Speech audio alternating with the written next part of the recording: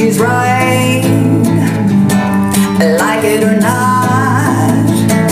So enjoy the ride, take what she's got, 'cause it's a long way to go if you wanna ride with Mom.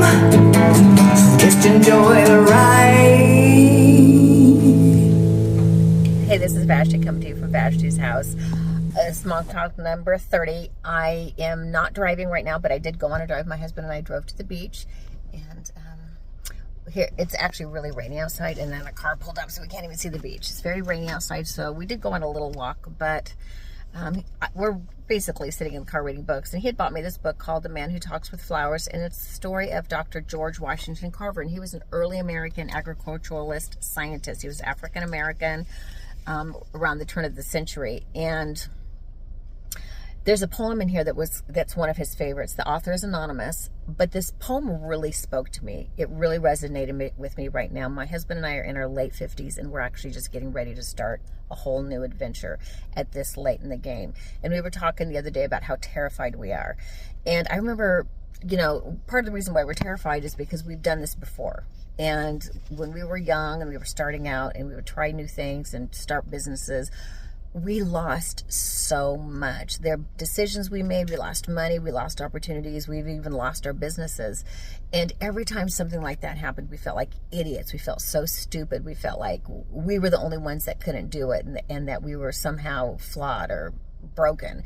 But now that we're old, we realize that that's just part of the process, that part of the process includes learning and growing and making mistakes and doing things differently. And so even though we're old and it's terrifying, we're going to do it, and we know that it's going to be okay. And that's one of the things I want to tell you, is that it's going to be okay. Even if things go wrong and you make mistakes, it's all part of the process, and you're not stupid and you're not dumb. And with that in mind, I want to read this poem, and I hope that it resonates with you the same way that it resonates with me, in the fact that it meant something to Dr. Washington Carver, George Washington Carver, who probably had a lot of obstacles in his life that he had to face. Hopefully you can, it can really speak to you knowing that as well. So here it goes. Figure it out for yourself, my lad. You've all that the greatest of men have had. 2 arms, 2 hands, 2 legs, 2 eyes, and a brain to use, if you would be wise. With this equipment, they all began. So start from the top and say, I can. Look them over, the wise and great. They take their food from a common plate. And similar knives and forks they use. With similar laces, they tie their shoes. The world considers them brave and smart, but you've all they had when they made their start.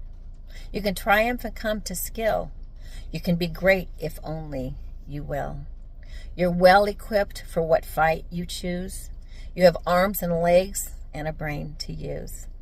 And the man who has risen great deeds to do began his life with no more than you. You are the handicap you must face. You are the one who must choose your place. You must say where you want to go, how much will study the truth to know.